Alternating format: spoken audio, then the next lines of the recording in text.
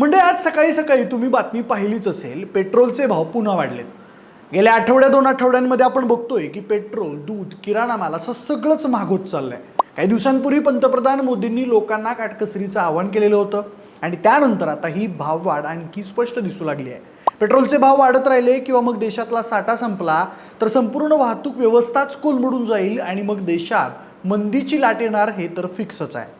कदाचित हे लक्षात घेऊनच पंतप्रधानांनी कंपन्यांना वर्क फ्रॉम होमचा पर्याय बघायला सांगितला आहे. पण सगळ्यांनाच ते शक्य नाही. मग अशा स्थितीत जेव्हा आर्थिक मंदी येते तेव्हा त्या परिस्थितीला तोंड देण्यासाठी नेमकं कसं सज्ज व्हायचं, काय काय तयारी करायची, कोणते खर्च कमी करायचे आणि कोणते खर्च अजिबात टाळायचे नाहीत, हे सगळंच आपण आजच्या व्हिडिओच्या माध्यमातून जाणून घेणार आहोत. नमस्कार, मी प्रथमेश आणि तुम्हाला तर माहिती आहे आपला विषयच भारी. आता मी सुरुवातीला जे मुद्दे तुम्हाला सांगणार आहे ते तुम्ही आतापर्यंत कितीतरी वेळा ऐकले असणारच आहेत, पण तरीही तुम्ही जर त्यावर ॲक्शन घेतली नसेल तर हे तुमच्यासाठीच आहे.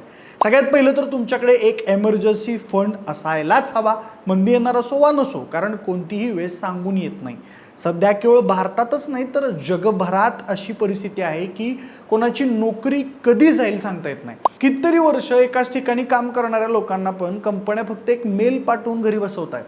ज्यांचा स्वतःचा व्यवसाय आहे त्यांनाही कधीतरी अचानक मोठा फटका बसू शकतो. कोरोना काळात हे आपण पाहिलंच आहे.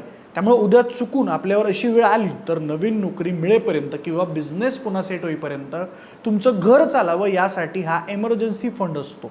मग हा किती असावा तर साधारणपणे तुमचा 3 किंवा 6 महिन्याचा खर्च जेवढा आहे तेवढी रक्कम या एमर्जन्सी फंडमध्ये असायलाच हवी. एमर्जन्सी फंड हा तुम्हाला घरातल्या पिगी बँक सारखा असतो. त्यात फक्त पैसे टाकायचे असतात. त्यातल्या पैशाला अगदी गरज पडेपर्यंत हात लावायचा नाही. मग हा पैसा कुठे ठेवायचा तर शेअर मार्केटमध्ये नाही, कारण तिथे पैसे बुडू शकतात. FD देखील नाही, कारण तिथून ते लवकर काढता येत नाही. एमर्जन्सी फंडसाठी सगळ्यात चांगला पर्याय म्हणजे लिक्विड म्युच्युअल फंड किंवा चांगलं व्याजदर देणारं सेव्हिंग्स अकाउंट. यामध्ये मग तुमचे पैसे थोडे थोडे ग्रो देखील होतात आणि गरज पडल्यावर लगेच काढताही येतात. एमर्जन्सी फंड सुरू करायचा असेल तर त्यासाठी आत्ताच महिन्याच्या उत्पन्नातील किमान 20% रक्कम बाजूला काढून ठेवण्यास सुरुवात करा. 3 किंवा 6 महिन्यांच्या खर्चा एवढी रक्कम जमा झाल्यानंतर तुम्ही थांबू शकता आणि तेच 20% इतर ठिकाणी गुंतवू शकतात. दुसरा मुद्दा म्हणजे हेल्थ इन्शुरन्स. आर्थिक मंदी आल्यावर कितीतरी लोक काय करतात तर हेल्थ इन्शुरन्सचा प्रीमियम म्हणजेच हप्ता बंद करतात. का तर खर्च वाचवायचा आहे म्हणून. पण ही सगळ्यात मोठी चूक आहे मंडळी. मंदीमध्ये आधीच सगळं महाग असते, त्यात कदाचित नोकरी गेलेली असू शकते. अशा वेळी घरात कुणाचा आजार पण निघालं तर हॉस्पिटलच्या एकाच बिलात तुमचा सगळा एमर्जन्सी फंड मोकळा होऊ शकतो. मग काय करणार? त्यामुळे हेल्थ इन्शुरन्सच्या बाबतीत हयगय करायची नाही. मग त्याकडं खर्च म्हणून नाही तर इन्व्हेस्टमेंट म्हणून बघा. कितीतरी जण कंपनीचा इन्शुरन्स आहे म्हणून स्वतःची वैयक्तिक पॉलिसी घेत नाही, तर तसं करू नका. कारण ले ऑफच्या लाटेत तुमची नोकरीच गेली तर त्याच्यासोबत कंपनीचा इन्शुरन्सही जातो. स्वतःसोबतच सगळ्या कुटुंबाचा इन्शुरन्स घेतला तर तुलनेनं प्रीमियम कमी बसतो.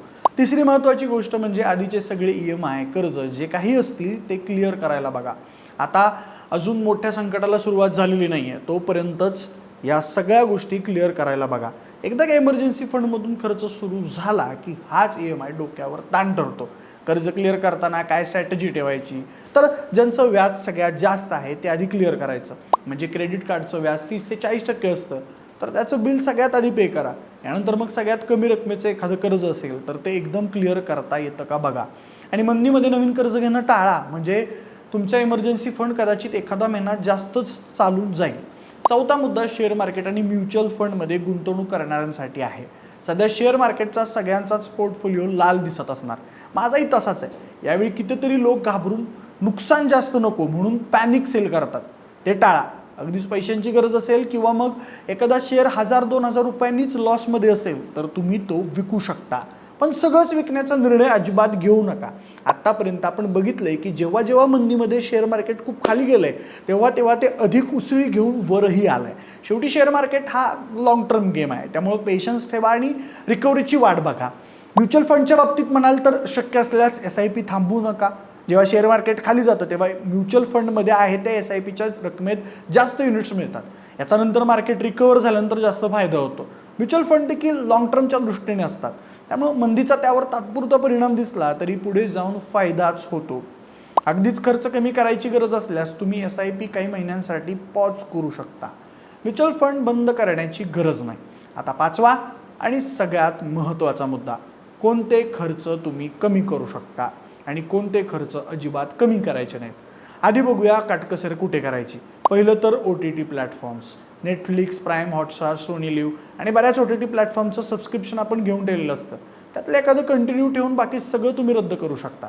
दुसरं म्हणजे बाहेरचं जेवण आणि ऑनलाईन डिलिव्हरी. LPG संकट आल्यापासून बाहेरचं जेवण आणखी महाग झालंय मंडळी. शिवाय घरी ऑर्डर करायचं तर त्यात सरचार्ज, हँडलिंग चार्ज असं सगळं मिळून ते आणखी महाग होऊन जातं. या सगळ्यात ऑनलाईन पेमेंट होत असल्यामुळं आपल्याला हेच लक्षात येत नाही की आपण नेमका किती खर्च करतोय. कधी फोनपे किंवा गुगल पेला जाऊन महिनाभराचे ट्रान्झॅक्शन्स चेक करा. आकडा बघून स्वतःच शॉक व्हाल. त्यामुळे हे सगळं बंद करून घरीच स्वयंपाक केल्यावर फक्त किराण्याचा खर्च करावा लागेल, जो नक्कीच कमी आहे. तिसरं म्हणजे इम्पल्स शॉपिंग. आधीच्या काळी आपण काही नवीन वस्तू घ्यायची तर ती वाढदिवसाला, दिवाळीला किंवा अगदी गरज असल्यावरच घ्यायचो. आता मात्र बसल्या बसल्या ॲमेझॉनवर किंवा फ्लिपकार्टवर काहीतरी चांगलं दिसलं की आपण लगेच ऑर्डर करून टाकतो. सेल आहे, स्वस्त मिळतंय, घ्या, ही सवय बंद करा. चौथं तर पंतप्रधानांनी देखील सांगितलंय की सार्वजनिक वाहतुकीचा वापर करा. हे आता तुमच्या कामानुसार आणि सोयीनुसार आहे. पाचवं म्हणजे क्रेडिट कार्डचा वापर थोडे दिवस थांबवा. लिमिट आहे म्हणून खर्च केला जातो आणि नंतर त्याचे EMI वाढत जातात. फोन, लॅपटॉप अशा गोष्टी आणखी वर्षभर चालत असतील तर चालवा, कारण त्याच्या किमती भरपूर वाढल्या आहेत. आता सगळ्यात महत्त्वाचा भाग, कोणते खर्च कमी करायचे नाहीत. सगळ्यात महत्त्वाचं म्हणजे आधी सांगितलं तसं हेल्थ इन्शुरन्स. दुसरा म्हणजे शिक्षणावर होणारा खर्च. तिसरं म्हणजे घरचा किराणा, गोळ्या, औषधं आणि काही सप्लिमेंट सुरू असतील तर हे. हिंदीमध्ये एक म्हण आहे, जान है तो जहान है. खर्च कमी करायचा म्हणून तब्येतीवर परिणाम होईल असं काहीही करू नका, कारण जे पैसे तुम्ही इकडे वाचवाल ते पुढे जाऊन दवाखान्यात भरायची वेळ येऊ शकते. चौथं म्हणजे इमर्जन्सी फंडमध्ये जाणारी रक्कम. यामध्ये देखील तडजोड करायची नाही. हा खर्च नाही तर भविष्यासाठीची तुमची तरतूद हे लक्षात घ्या. पाचवं म्हणजे मानसिक आरोग्य. मंदीमध्ये नोकरी गेल्यामुळे, व्यवसाय थांबल्यामुळे किंवा खूप वेळ घरात बसून राहिल्यामुळे मानसिक आरोग्यावर परिणाम होणं साहजिक आहे. त्यामुळे तुमच्या आधीपासूनच एखादी थेरपी, काउन्सिलिंग काही चालू असेल तर ते थांबवू नका. नव्याने गरज भासली तर त्या बाबतीत देखील हयगय करू नका. घरातील वीज, पाणी आणि आता इंटरनेट हे देखील मूलभूत खर्च झालेले आहेत. या बाबतीत देखील कॉस्ट कटिंगचा अजिबात विचार करू नका. थोडक्यात सांगायचं तर तुमच्या इच्छा आणि गरज यातला फरक ओळखा. इच्छा थोड्या थांबवून ठेवा, गरजा पूर्ण करत राहा. सोबतच तुम्हाला शक्य झाल्यास ऑनलाईन उत्पन्नाचे काही मार्ग शोधा. फ्रीलान्सिंग असेल, ऑनलाईन क्लासेस घेणं असेल, कंटेंट क्रिएशन असेल, काही तुमच्या एखाद्या स्किलचं मनिटायझेशन करता येत असेल तर ते नक्कीच करा. मंडळी, मंदी ही भीती नाही तर ती एक परीक्षा आहे आणि या परीक्षेला तोंड द्यायचं असेल तर त्याची तयारी आत्तापासूनच करणं गरजेचं आहे. शिस्त आणि आर्थिक नियोजन या गोष्टींमुळे मंदीत तुम्ही केवळ टिकणारच नाही तर पुढेही जाल. बाकी आर्थिक नियोजनाबद्दल तुमच्या काही शंका असतील तर त्या कमेंट्समध्ये नक्की विचारा. हा व्हिडिओ आवडला असेल तर लाईक आणि शेअर करा. सोबतच आपल्या विशेष भारीच्या YouTube चॅनलला सबस्क्राईब करायला अजिबात विसरू नका. धन्यवाद.